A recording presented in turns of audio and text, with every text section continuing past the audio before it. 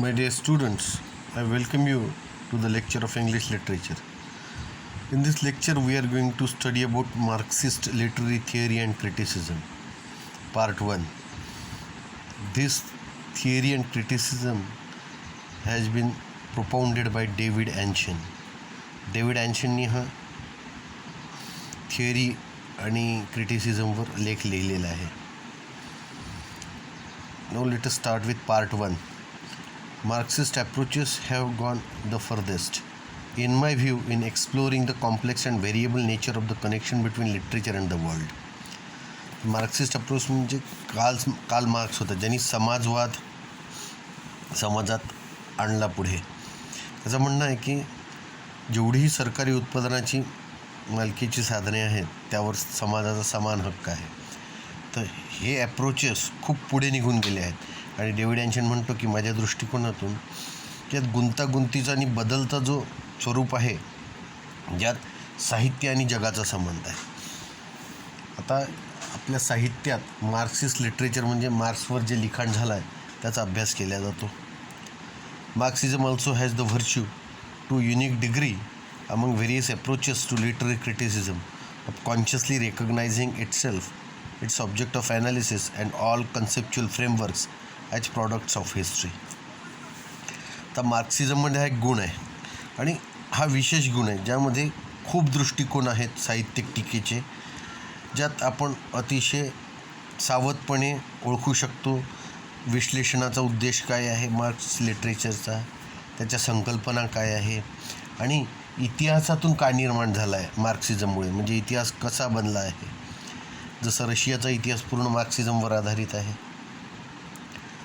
No a priori conception of human nature or the nature of literature, beauty or artistic accomplishment taken as timeless withstands Marxist scrutiny, except the recognition that all societies produce material means to sustain life and ideas to reproduce the existing social and economic relations.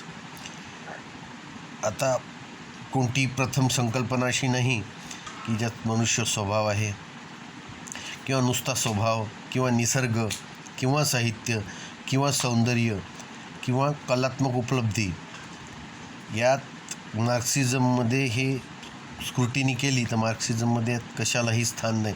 मार्क्सिझम यावर लक्ष देत नाही. मार्क्सिझममध्ये कलेच्या सौंदर्यावर जोर दिलेला नाही.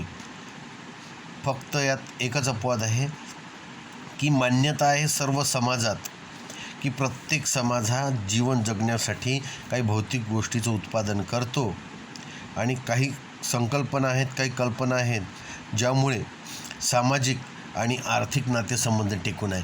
याच गोष्टीवर फक्त मार्क्सिझमचा जोर आहे. त्यांना सौंदर्य, ब्युटी, नेचर, लिटरेचर यांच्याशी देणं घेणं नाही. त्याला समाजाचे आर्थिक संबंधच मान्य आहे आणि जिथे वस्तूचं उत्पादन होतं. Marxism illustrates these convictions by investigating the precise economic and social causes that produce social developments and shape the range of thought available at a given time and place. तर मार्क्सिझम काही अशा गोष्टीचं उदाहरण पुढे ठेवतो, अशी मतं मांडतो आणि तीसुद्धा कशी व्यवस्थित चौकशी करून, व्यवस्थित संशोधन करून, की जे निसंदिग्ध आणि एकदम क्लिअर आर्थिक आणि सामाजिक कारणे आहेत ज्यामुळे समाजाचा विकास होतो, त्यामुळे आपल्या विचारांना चालना मिळते, आपल्या विचारांना आकार मिळतो आणि ते एका विशिष्ट वेळी आणि एका विशिष्ट ठिकाणी. म्हणजेच त्याचं म्हणणं आहे की आपण जर इकॉनॉमिक गोष्टीवर आणि सामाजिक गोष्टीवर जोर दिला तर आपल्या विचारांना व्यवस्थित आकार मिळतो.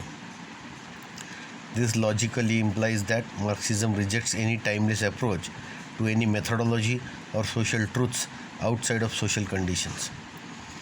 याचा अर्थ, तार्किक अर्थ असा आहे की मार्क्सिझम कोणतेही टाईमलेस अप्रोच असेल की ज्याला वेळेचं बंधन नाही असं कोणताही दृष्टिकोन असेल तर त्या दृष्टिकोनाला मार्क्सिझम डायरेक्ट नाकारतो. कोणतीही पद्धत, कोणतंही सामाजिक सत्य, कोणतंही कोणतीही सामाजिक घटना सामाजिक परिस्थितीच्या बाहेर असेल आणि तिला वेळेचं बंधन नसेल, अशा कोणत्याही गोष्टीला मार्क्सिझम नाकारतो. मार्क्सिझमचं म्हणणं आहे की जागा आणि वेळेला महत्त्व आहे.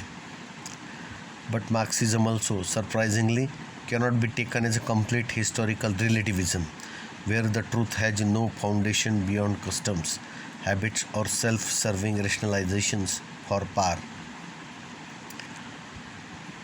आता मार्क्सिझमसुद्धा आश्चर्यकारकरित्या आपण असं नाही म्हणू शकत की हा पूर्णच इतिहासाशी संबंधित आहे, याचं इतिहासावर सगळं आधारित आहे, इतिहासाशी याचा संबंध आहे.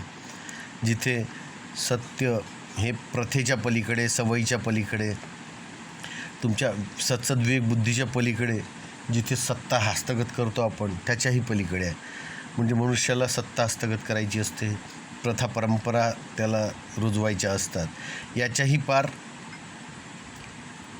मार्क्सिझम आहे असं आपण म्हणूसुद्धा शकत नाही. कारण मार्क्सिझम हा एका विशिष्ट व्यक्तींचा आणि विशिष्ट लोकांच्या विचारांचा समूह आहे. How could we Marxist or would-be Marxist arrive to connect a particular text, genre, aesthetic movement or theory to the totality of social conditions and history, while recognizing that all viewpoints remain partial and partisan without some clear conception of truth? आता आपण Marxist असतो किंवा जे काही Marxist आहे आणि जे Marxist होणार आहेत, अभ्यास करत आहेत, ते आपण कसं कनेक्ट करू शकतो एखादं पुस्तक हे मार्क्सी विचारांनी आधारित आहे, एखादं जॉनर म्हणजे एखादा लिखाणाचा प्रकार हा मार्क्सिझमवर आधारित आहे, एखादी सौंदर्यवादी मूवमेंट, एखादी सौंदर्यवादी चळवळ, एखादा सिद्धांत, सामाजिक परिस्थिती, इतिहास हा त्या मार्क्सशी संबंधित आहे. आपण कसं म्हणू शकतो? आपण तसं म्हणू शकत नाही. आणि त्याचवेळी आपल्याला ते दृष्टिकोन लक्षात ठेवायचे आहेत. त्यात आपल्याला निपक्षपाती राहायचं आहे, कोणता पक्ष घ्यायचा नाही आहे, कोणत्याच पार्टीत जायचं नाही आपल्याला. आणि खरी गोष्ट म्हणजे आपल्याला सगळ्यात पहिले सत्याची संकल्पना क्लिअर करून घ्यायची आहे. एकदा स्वच्छ सत्य डोळ्यापुढे आलं की आपण मग डायरेक्ट तसं म्हणू शकणार नाही की हा मार्क्सिझमचा प्रकार आहे की हा मार्क्सिझमचा प्रकार नाही आहे. Unless and until you know the truth, तुम्ही काहीही त्या लिखाणावर तुमचे विचार व्यक्त करू शकत नाही. This is all about part 1 of Marxist